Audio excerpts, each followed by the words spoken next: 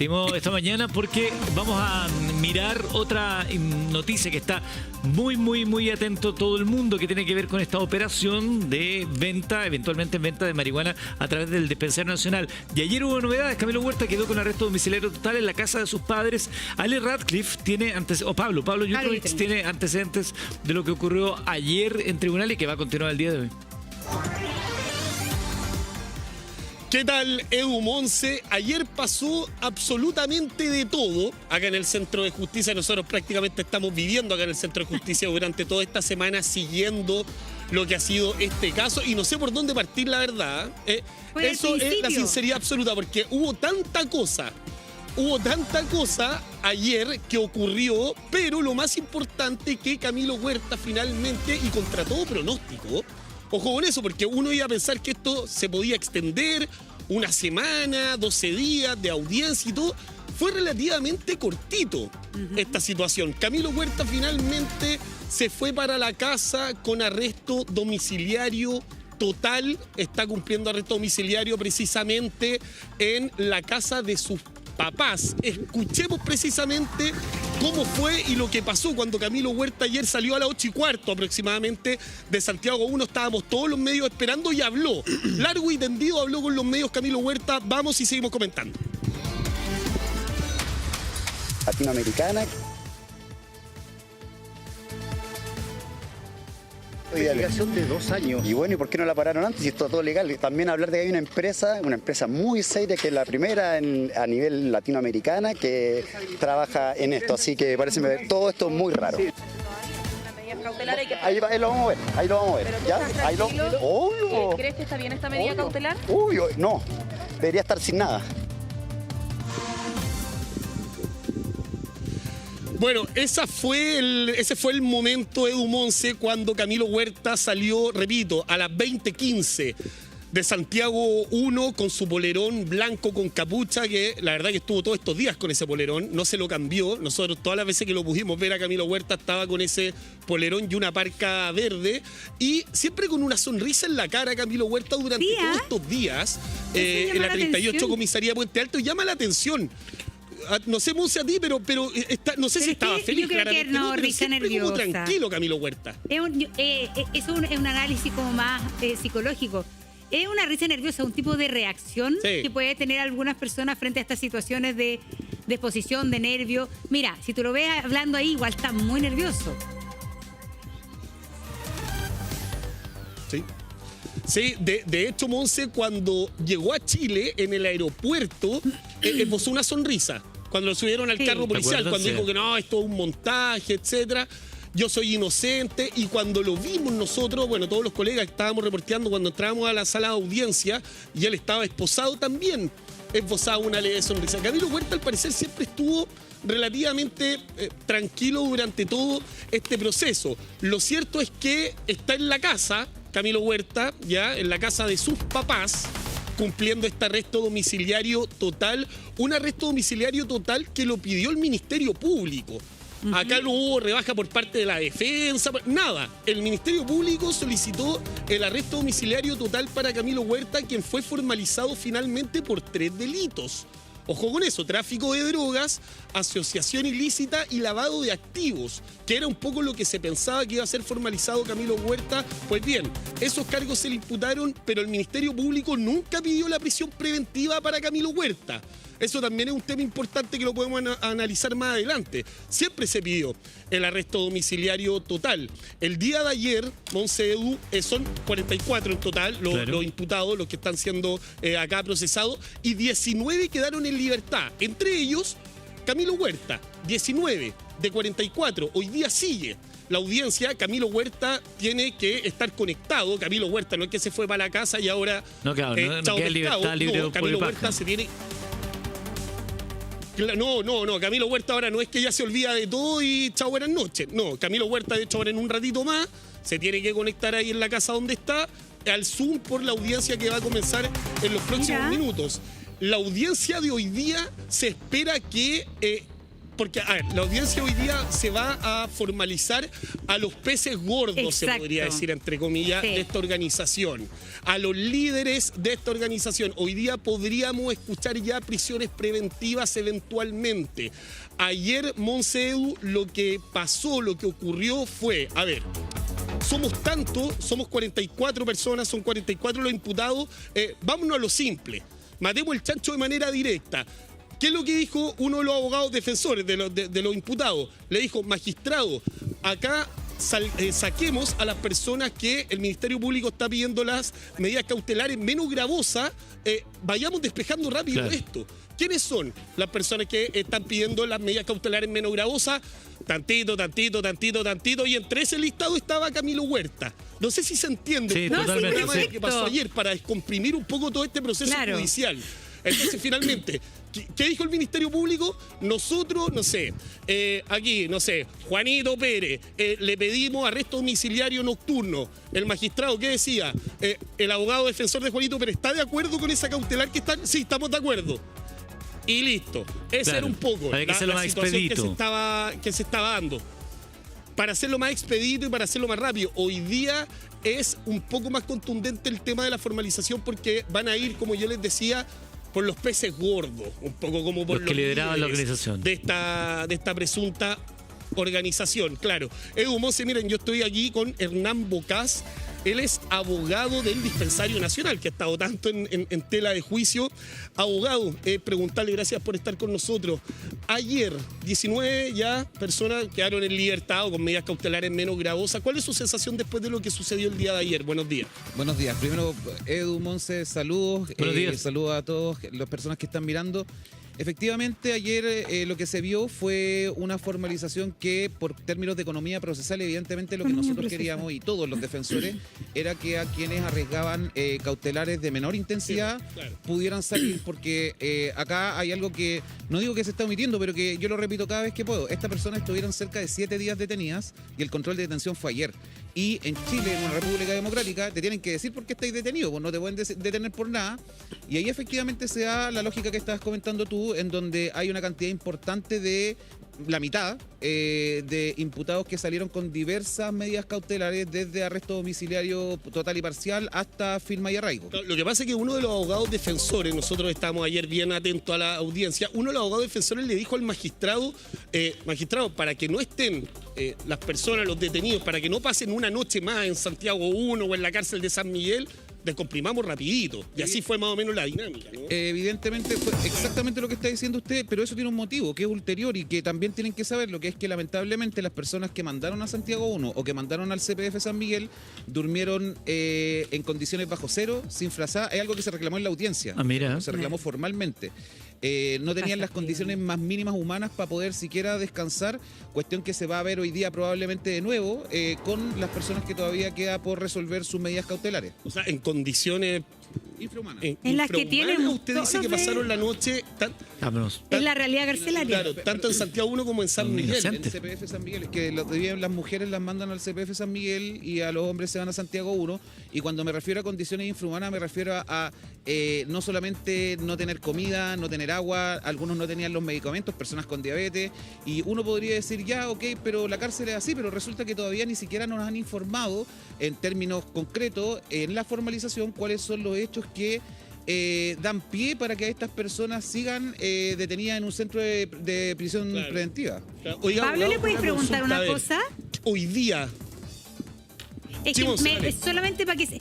Supuestamente la detención, antes de que sea la formalización, es solo 3 días máximo, según lo que tengo entendido. No puede ser 7. Entonces, Alberto... Sí, ¿no? Es máximo 3. Se puede extender. Se puede extender para preguntarle al abogado. Ya. Porque siempre dice, se extiende el plazo de detención hasta 3 días nomás. ¿El plazo de detención puede ser solamente 3 días o se puede extender más antes de la formalización? En Ley 20.000 hay una norma especial que permite ampliar las detenciones. Eso es efectivo.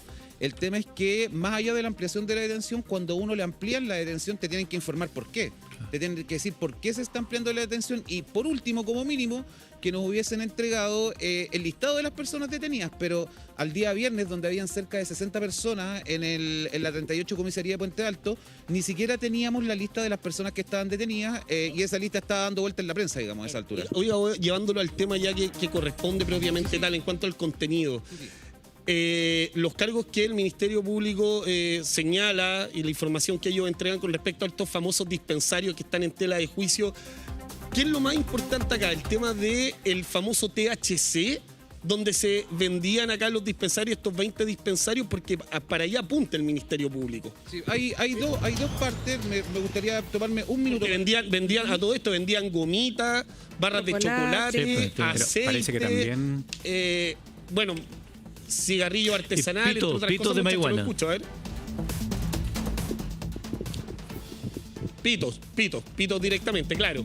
Vendían de todo. Entonces, ¿dónde está el tema acá del THC? Que es donde se apunta generalmente acá. Sí, lo primero es que acá hay que dividir la parte más compleja de la investigación en dos partes. Una parte efectivamente es la del THC, pero es una cuestión que nosotros hemos señalado en todas las partes posibles, que es que los socios que entran a la corporación voluntariamente, que firman un contrato, que acompañan sus recetas médicas, las recetas médicas justamente lo que prescriben es el uso de THC.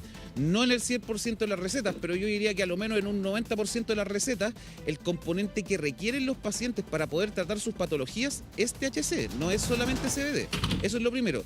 Y dentro de las acusaciones hay una parte que, porque tú bien colocas el énfasis en el THC, pero que es verdad, pero hay una parte que es mucho más relevante y que tiene incluso mayores penalidades, que tiene que ver con el lavado de activos, que es una cuestión que hasta el momento, de lo que nosotros hemos tratado de averiguar con la Fiscalía y en audiencia, no nos han logrado explicar cuál es el lavado de activos y hacia dónde se encuentra esta supuesta desviación de recursos que dice la Fiscalía, porque todos los dineros de la corporación que son incorporados por cuotas sociales fueron invertidos en las cuestiones de la misma corporación. Solo para cerrar, acá no es como ocurre en las típicas bandas en que se compraron una casa en Chicureo, que se compraron una Hammer, que se pagaron un viaje a Europa a pasar por las playas de Ibiza.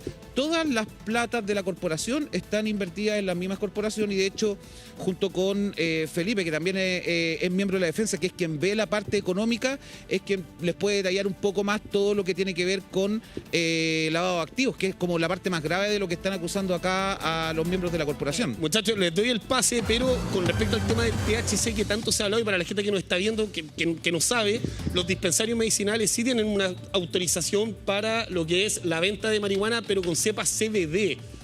Es que de un no componente. THC o en la Es que no es cantidad. una cepa. ¿Puedo corregir ahí? Es que Sí, no es una cepa. Mira, Hernán tiene claridad al respecto. grande ahí. No hay norma. A ver, No hay norma. Si uno ve la ley 20.000 completa, el decreto 867, el decreto 84, que es el que habilita la vía farmacéutica para el cannabis, pero que tiene que ver con manufacturación de fármacos, no hay ninguna parte en la cual se señale cuáles son las moléculas que están permitidas para que un paciente medicinal pueda utilizar para sus patologías. Eso es falso. Lo que sí hay son resoluciones, pero que eso ya es otro tema, que son de empresas que están autorizadas para vender flores de CBD. Pero en la norma, en la ley, no hay ninguna parte, a menos que me la indiquen, en donde se señale que el THC es una molécula prohibida para que puedan consumir los pacientes. Eso no existe. A menos que me lo digan. Si me lo digan, yo reconozco el error y digo, no, me equivoqué, pero no la hay.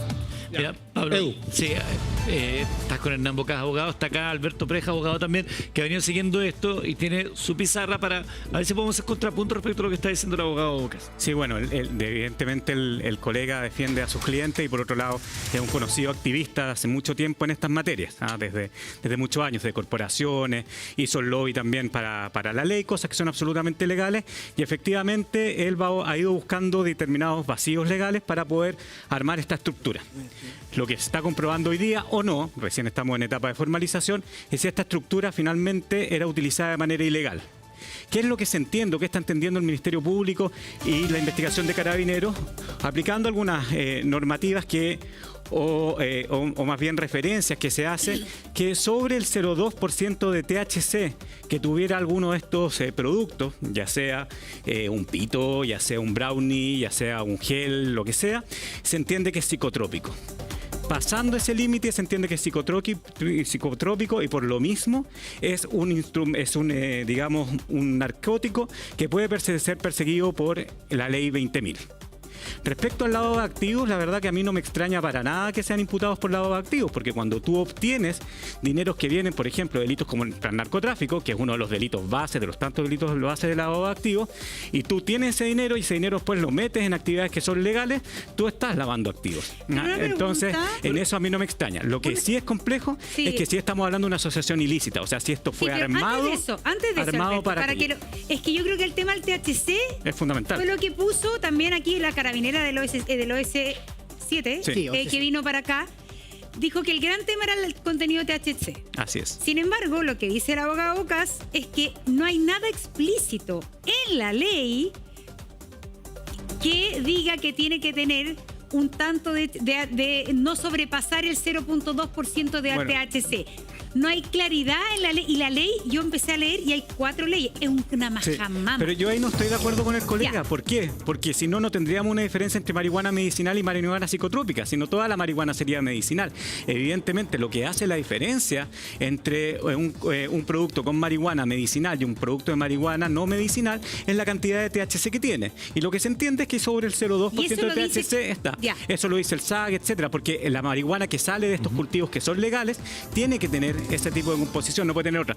Y por otro lado, perdón, última cosa para el colega abogado, que también han salido algunas escuchas de él, ahí es bien complejo también el tema del secreto profesional, que se refiriera a eso, pero en esas escuchas el abogado sale, por ejemplo, recomendando rutas seguras para el traslado de la marihuana. Entonces, ¿por qué necesitas una ruta segura si tu marihuana era medicinal? A ver, escuchemos al abogado respecto a eso. Sí. Sí, mientras Alberto Preje estaba hablando, el abogado acá lo estaba escuchando y usted está moviendo la cabeza por supuesto constantemente. Sí. Sí, bueno, primero saludar a Alberto y a quienes están allá. Hay varios temas que tienen que ver, bueno, vamos a ir tema por tema. Primero, respecto de las escuchas telefónicas y lo que decía respecto del secreto profesional, yo nunca he recomendado ninguna vía porque básicamente si uno lleva cannabis de un lugar a otro, la vía una que es la ruta de la 5 Sur, la 5 Norte, pero no hay absolutamente ninguna escucha telefónica en donde yo recomiende cómo hacerlo. Si no, básicamente yo estaría imputado y estaría como parte de la causa y que yo sepa hasta ahora no lo estoy. Eso es como lo primero. Lo segundo, que era lo que decía respecto... una segunda pregunta de Alberto, que hablaba del THC. El THC. El THC... Alberto. Sí, el nivel de THC que tiene que tener nivel de THC para ser considerada marihuana medicinal versus nivel de THC o porcentaje de THC para ser considerado marihuana psicotrópica. O psicótica, como le quieran decir. Ya, ahí va el segundo punto, que es que la única parte en la cual se habla de uso medicinal del cannabis es en el artículo 8º, inciso final de la ley 20.000. A menos que me señalen que hay otra norma en donde se indique cuáles son las características que tiene que tener un componente con cannabis para que lo pueda utilizar un paciente. Ahora, yo entiendo la duda, no la estoy evadiendo, pero tradicionalmente y lo que ha pasado hasta ahora es que quien determina qué es lo que necesita el paciente es el médico. No es ni la ley, no es ni el SP, porque también para informarle a don Alberto,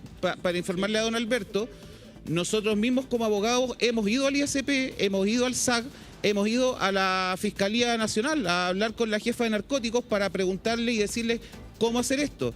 Y tenemos las circulares, digamos, en material, se las podemos enviar si quieren, particularmente la 772 del año 2024, en donde nosotros le preguntamos al SAC cómo podemos hacer lo que hacemos para no tener problemas con la ley, y tanto el SAC como el ISP en derecho se declararon incompetentes para poder resolver los temas que les planteamos.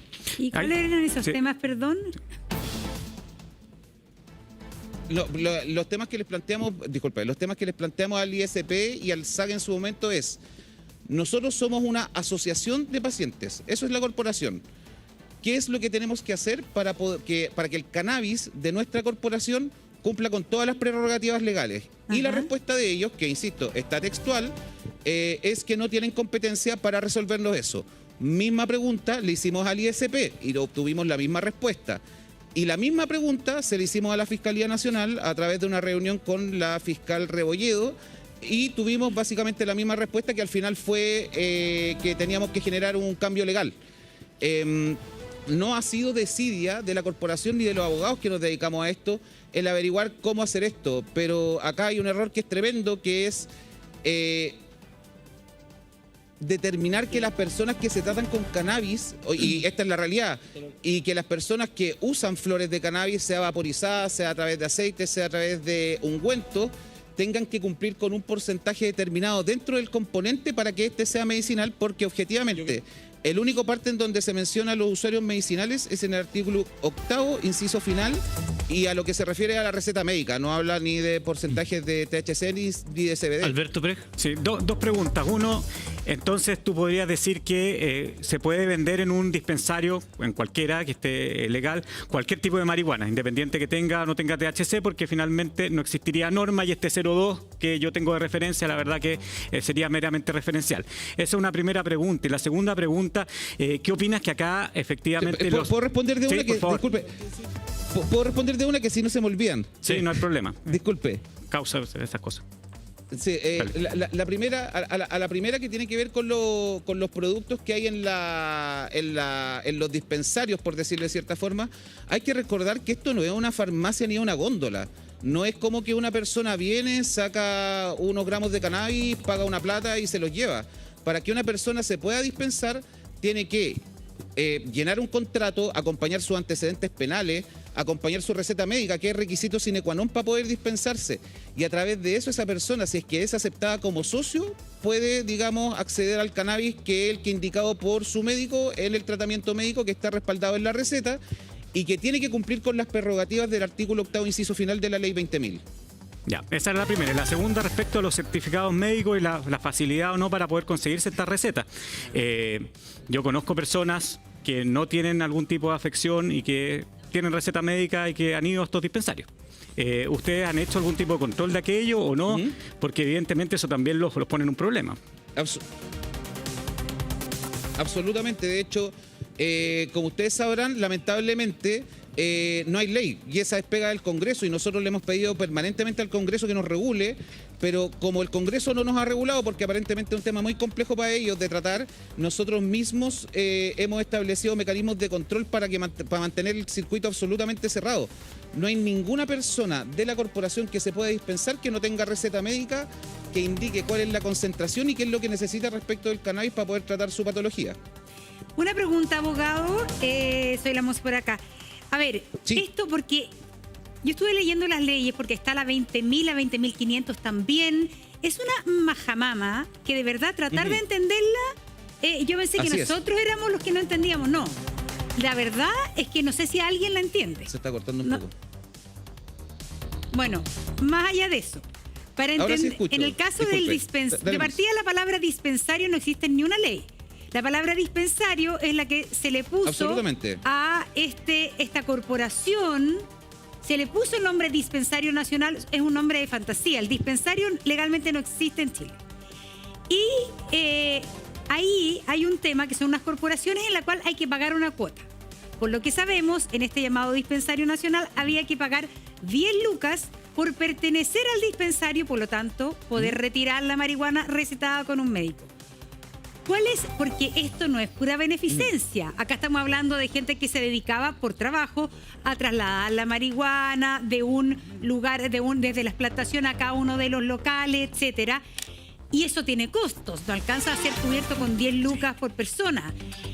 ¿Es legal pagar y cuánto se paga en general por el chocolate, brownie, el aceite? Eso tenía tarifas, ¿no es cierto? Ahí se mueve plata.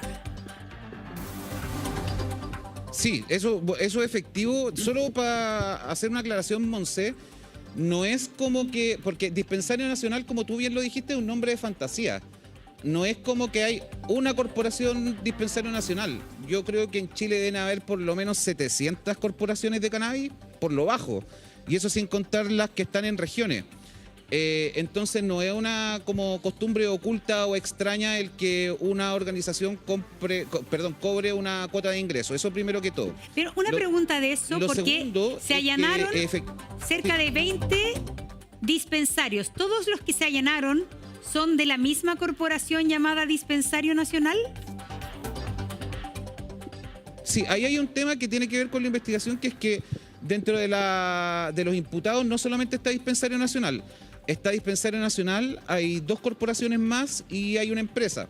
Por eso la causa es tan compleja, porque hay un compuesto, por decirlo de cierta forma, que es la tesis que está levantando la Fiscalía, en donde por ahí lo que decía Alberto, que se configura por ahí, que las resoluciones de las empresas que vendían cannabis tenían problemas con los porcentajes de THC.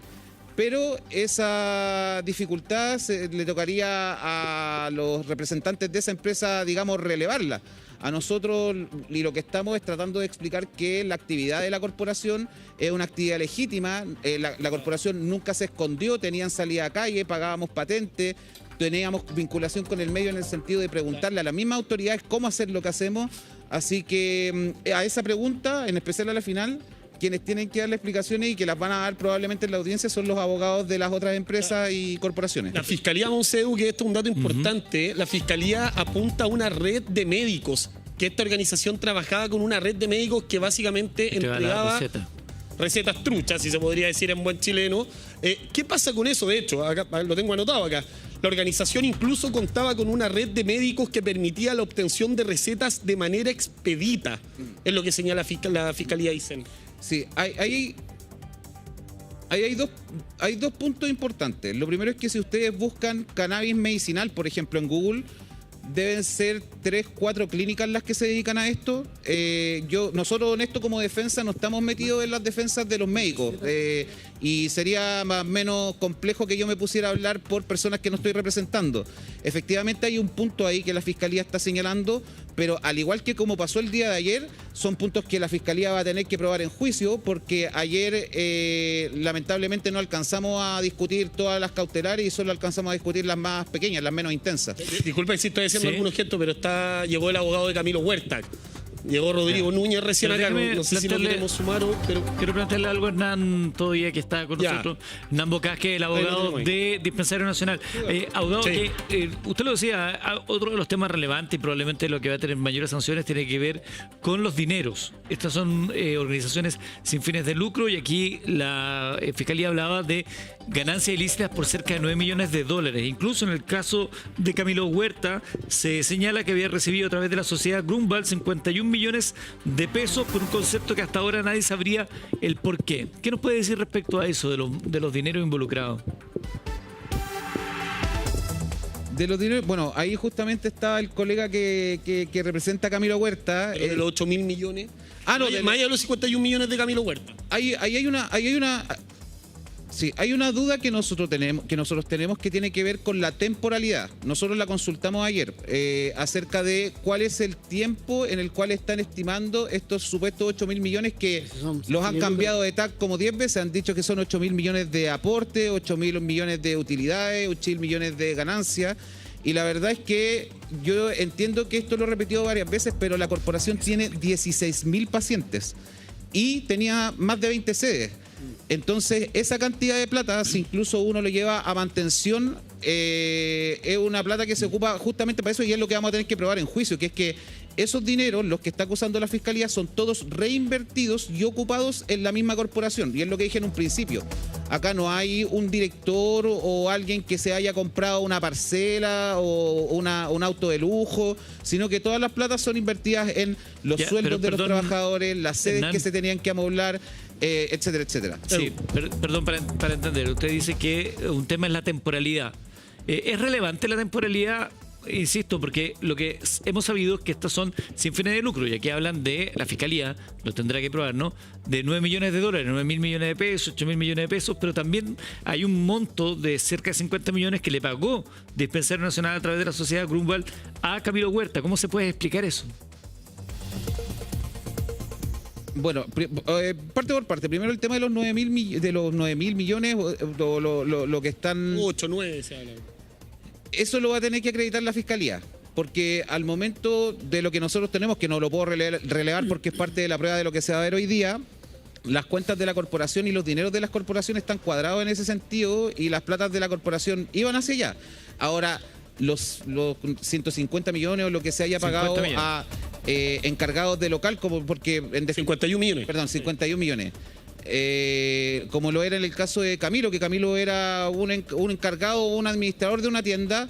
Ahí hay una serie de contratos y cuestiones que, digamos, se llevaban entre los directores y Camilo, y ahí que, como decía, tiene mayor información el abogado. Pero antes de don que vayamos Camilo. con el otro abogado, a ver, es que hay una lógica, tú dices abogado, usted dice abogado, perdón, me gusta tratar a los abogados. Perdón, Monse, solo una interrupción muy pequeña.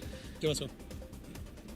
¿Qué pasó? Sí, lo que pasa es que hay una cuestión que dijo Eduardo que hay que distinguir muy bien. Utilidad, lucro y dineros provenientes de actividad son cuestiones distintas. Tener mucho dinero, yo sé que suena difícil de comprender, pero tener mucho dinero no es necesariamente lucro. El lucro es cuando una utilidad de parte, por ejemplo, de una empresa es sacada por sus dueños y es utilizada en los fines que determinen los dueños de la empresa. Pero la corporación no tiene dueño. Si, por ejemplo, la corporación se desintegra, hay un artículo que está en todos los modelos de corporación, que es que todos los bienes de la corporación se van a otra corporación. Pero acá difícilmente puede haber lucro si es que ni siquiera hay dueño. Ya, pero ahí es justo lo que le quería preguntar. Porque más, yo entiendo lo que usted dice, cuánto es lucro, pero ¿usted cree que Camilo Huerta, por ejemplo, y las otras personas que están en arresto domiciliario, se metieron al negocio por buena onda? Perdón, pero se metieron al negocio porque era por supuesto que no, pero lucrativo. No. Por supuesto que no, pero es lo mismo que yo podría preguntar. Voy a poner un ejemplo un poco brutal, pero es lo mismo que yo podría preguntar sobre personas que hagan empresas y le presten servicio al Hogar de Cristo, o a otras fundaciones o corporaciones que también no, porque tienen está filiales hablando y de empresas que se dedican las empresas a la que mantención le dan de servicio al Hogar de Cristo son empresas. Esto es una corporación. Sí, ese es el tema. Sí, po. Ya, entonces. Sí, pero la corporación también puede formar empresas. De hecho, es parte de la investigación. Ya, si el tema aquí es que vamos a De aclarar hecho, el tema de las mismos lo mencionaron, corporaciones. que es de Medcorp. Pero lo que se entiende que las corporaciones por eso no son empresas, porque tienen otros estándares respecto a la plata que pueden ganar, al lucro o a las utilidades. Para allá quería ir, porque efectivamente el colega ha hablado de la corporación, y efectivamente la corporación se arma al alero de la ley 20.500, que es la que permite armar en buen chileno las ONG, las corporaciones sin fines de lucro, etcétera. Pero detrás de esto, y entiendo que usted también ha sido abogado de aquellos, hay dos empresas por lo menos que son relevantes, DN Corp y MA Botanics. Y de ahí es donde provendría, digamos, la actividad ilegal. O sea, son empresas con fines Alberto, hay una corrección. Sí. Una corrección. Sí. MA Botanics tiene su equipo de abogados, su estudio jurídico, y yo al menos no soy abogado de MA Botanics. Pero en el que es la otra empresa. usted no tiene escuchas con ellos, ¿o no? Tampoco. Pero usted en el pasado no tiene llamado. No, sí he hablado con ellos, pero no soy representante de ellos. Pero les da consejos jurídicos, ¿o no? ¿Le ha dado consejos jurídicos a esa empresa, o no? Gratis quizás, como una Depende corporación. en qué materia, porque las veces que yo pude intervenir con MA Botanics eran sobre consultas que son mi expertise, que es cannabis, po. Bueno, pero eso es ser abogado de la empresa, ¿no? Que como bien dijo la Monse, no es lo mismo, porque yo nunca he recibido como un pago, un monto un de favor, MA ya. Botanics respecto a un servicio Sin fines de profesional. lucro, está bien. Si eso fuera así, si eso fuera así, yo mismo le diría, no, yo trabajé con MA Botanics, hice esta pega, pero eso no es así. Ya, pero le dio consejos jurídicos, eso estamos de acuerdo. Como que él le da a un amigo. Una asesoría. Una asesoría. Insisto, ¿a qué se refiere con consejos jurídicos? Porque una asesoría yo entiendo que se tiene que pagar. No siempre hay gratis en el Yo Congreso. hago hartos pro bono. Bueno, pero quiero avanzar. cada concepto acá se define. No, pero con a lo que voy es que las empresas Es son que relevantes, es verdad, po. Bueno, hablemos de uno para que Ahí. nos ordenemos. ¿Algo más que le quería preguntar? Sí, eso, pues, ¿cuál es el rol de las empresas? Porque las empresas sí tienen fines de lucro y ellas son supuestamente, según la investigación, son la, digamos, cabecilla criminal de esto. Evidentemente, las corporaciones tienen otro rol, pero eso me gustaría que se refiriera un poco a las empresas. A las empresas. Por supuesto, de hecho, como les comentaba acá, la defensa que estamos realizando de la directiva y de los trabajadores ha sido compuesta. Como ustedes bien han visto, yo a lo que me dedico y lo que les puedo responder y lo que estoy defendiendo es a los trabajadores y cannabis, que es lo que hemos estado hablando todo este rato. pero todo lo que tiene que ver con el lavado de activos y las empresas está a cargo de otra parte de la defensa, porque esa es una parte bastante específica que tiene que ver con justamente DN Medcorp y las otras empresas involucradas, que es lo que le está diciendo Alberto, que es que yo no soy representante de ellos ni he trabajado con ellos en ese sentido. Hernán, quizás están involucrados con el tema de Sí. la empresa, pero se lo pregunto, porque ayer también surgió el nombre de Martín Kraus Valdés, empresario, pareja de la ex vocera de gobierno Mara Cedini, que también aparece mencionado en escucha telefónica de los principales involucrados como socio minoritario de Medcorp. ¿Qué nos puede decir del rol que tenía Martín Kraus Valdés? Mira, acá me pueden corregir, yo me imagino que después vienen con el colega el representante Camilo, pero de lo que yo recuerdo, en todo el relato de la formalización no se le mencionó ayer. No está imputado. No está imputado, En no ninguna está, parte. no Eso está no quiere dentro decir de los no tenga 40. que Por eso digo salga. que ¿Pero él aparece está siendo mencionado en la escucha. investigado? ¿Él está siendo investigado? Eso sí. Es que está en la carpeta investigativa, pero y todos los que están en la carpeta investigativa están siendo investigados de una u otra forma, pero al menos en términos de OD, o sea, de orden de detención, no apareció ayer ni en la carpeta investigativa ni en alguna parte de los relatos de la fiscalía, al menos hasta ayer. Que no se le ha nombrado, por lo menos, también lo escuchamos, no se le nombró en la audiencia. No, aparece mencionado solamente en los audios de las escuchas.